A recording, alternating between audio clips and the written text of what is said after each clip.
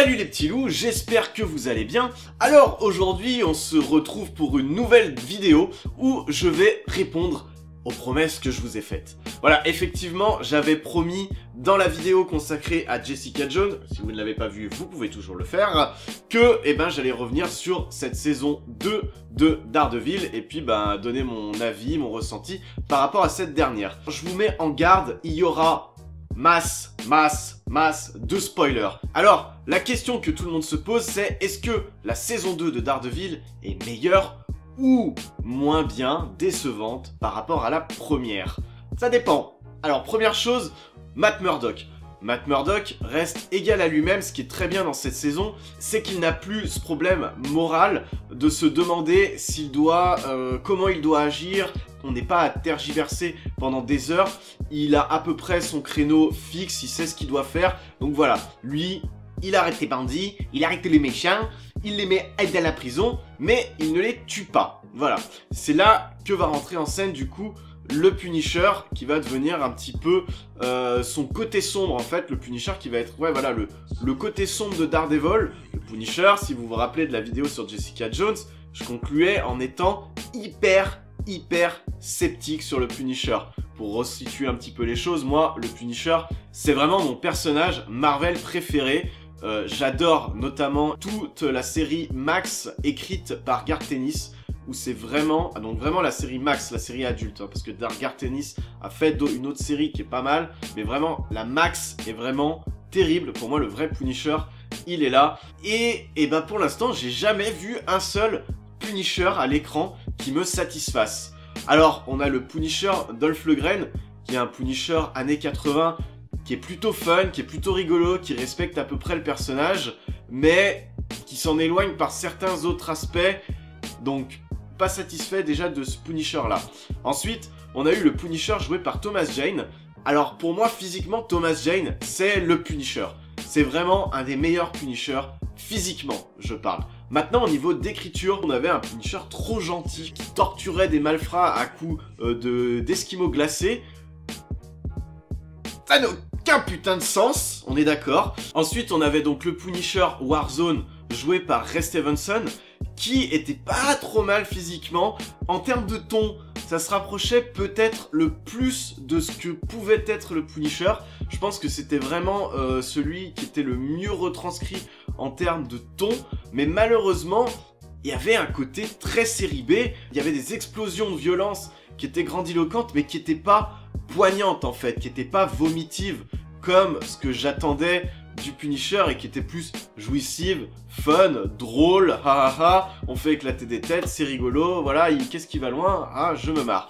Et moi, c'est pas du tout ce que j'attendais du Punisher. Ouais, tout ça pour venir à Jon Bernthal. Alors, Jon Bernthal, donc voilà, j'étais sceptique parce que Jon Bernthal, j'arrivais pas du tout à le voir dans le rôle. J'avais toujours en mémoire son rôle de Shane dans Walking Dead.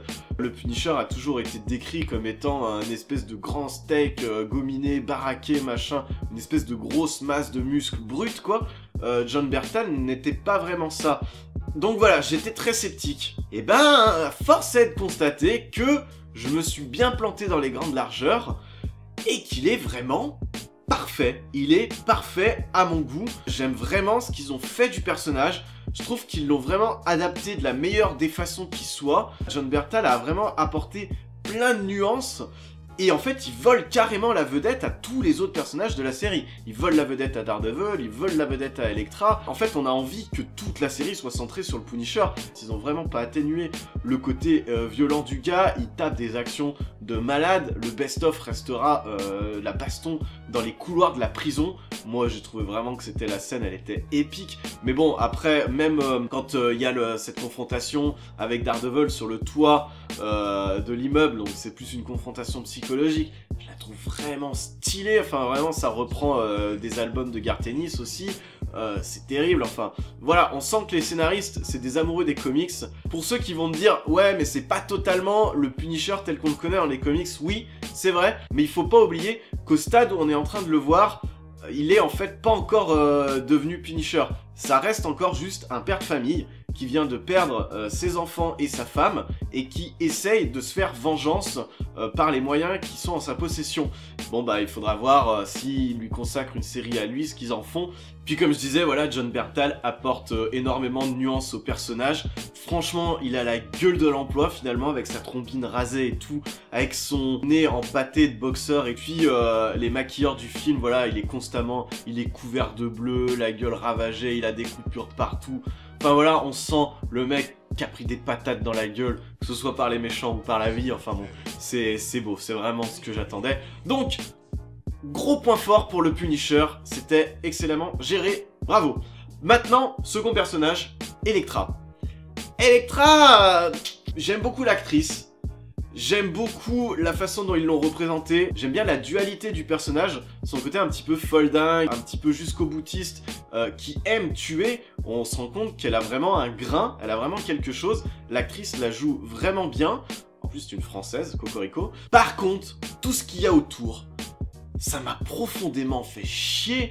Les histoires avec la main, on comprend pas trop. Que ce soit la descendante d'une créature de je sais pas quoi, que ce soit une arme, et gna gna gna, tous ces trucs avec Stick, machin, enfin, pourquoi Stick la protège, pourquoi, enfin, bref, non, c'est trop, et en plus on avait envie de voir le Punisher. C'est ça le problème, c'est qu'en fait, le personnage vole tellement la vedette au show, que on n'a pas envie de se refocaliser sur cette histoire avec Elektra. Je pense qu'il fallait faire un choix que les scénaristes n'ont pas voulu faire. Ils ont pas voulu choisir entre le Punisher ou Elektra. Ils ont mis les deux parce qu'ils n'avaient pas de vrai antagoniste complet. Parce qu'Elektra est quand même une gentille, entre guillemets. Le Punisher est quand même un gentil, entre guillemets toujours. Donc ils n'avaient pas de vrai antagoniste. Donc du coup ils ont dû bifurquer sur deux histoires qui devaient s'agglomérer l'une dans l'autre. Et en fait qui ne le font jamais. Et ça ne marche pas du tout. Et voilà, c'est un point faible. Donc Elektra, eh ben... en elle-même, ça va, j'apprécie pas mal, mais tout ce qu'il y a autour, ça m'a fait profondément chier, et bah c'est bien dommage. Ensuite, on a les sidekicks. Alors là, par contre, catastrophe. La catastrophe totale. Karen me gonfle, ce personnage me gonfle, et en plus, il n'a aucun sens. Karen, c'est la secrétaire qui fait les cafés, quoi. Et là, elle prend trop d'importance. Elle devient beaucoup plus moteur de l'action qu'un Foggy, par exemple. Elle est beaucoup plus impliquée dans l'histoire qu'un Foggy. Elle fait beaucoup plus de choses qu'un Foggy. Enfin, c'est n'importe quoi. Son personnage m'a vraiment gonflé. Karen, j'ai eu beaucoup de mal. Elle est très jolie, c'est très bien, super. Mais son personnage me gonfle et ça n'a aucun sens. Alors, Foggy aussi me gonfle. Pareil, j'ai pas trop aimé ce qu'ils en ont fait. Il est chiant, il est relou, il se plaint tout le temps. Et puis, pareil que Karen, on ne croit pas du tout à certaines actions qu'il fait. Le coup quand il va dans le club de motards au début, mais... enfin... non, ça fonctionne pas, quoi. Je sais pas si c'est dû à l'acteur, si c'est dû à l'écriture, mais je trouve que non, ça ne fonctionne pas, quoi. Désolé, Foggy, ça ne marche pas. Alors, après, Karen, il faut aussi arrêter de la mettre en love interest. Que ce soit... on avait la love interest avec Foggy dans la saison 1, on savait pertinemment que ça n'allait déboucher sur rien, et ils l'ont quand même fait, et ils nous refont le même coup dans la saison 2 en la mettant en love interest de Matt. On sait pertinemment que ça va déboucher sur rien du tout, ça débouche sur rien du tout, et voilà, c'est complètement stupide. Arrêtez les histoires d'amour où on sait que ça ne débouchera sur rien du tout.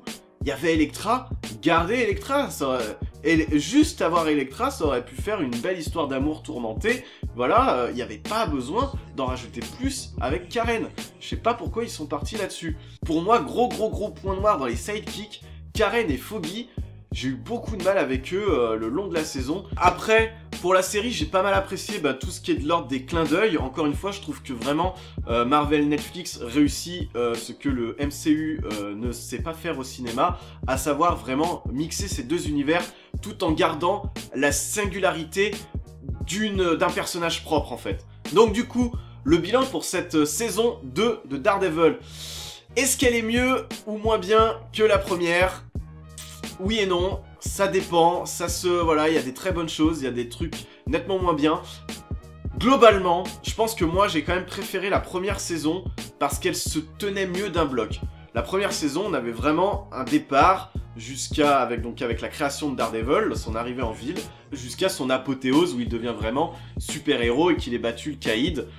Et voilà, et on avait deux personnages, donc le Caïd et Matt Murdock, qui se répondaient les uns les autres dans une espèce d'osmose qu'on n'a pas là dans la saison 2, parce que je trouve que les connexions entre l'affaire du Punisher et celle d'Elektra ne prennent pas du tout, il y a très peu de connexions en plus, c'est vraiment deux trucs distincts. Je pense qu'ils auraient vraiment dû choisir, soit faire un truc sur Elektra et la main, soit faire un truc sur le Punisher, quitte à faire revenir le Caïd et à un petit peu développer ce côté-là, le côté mafieux.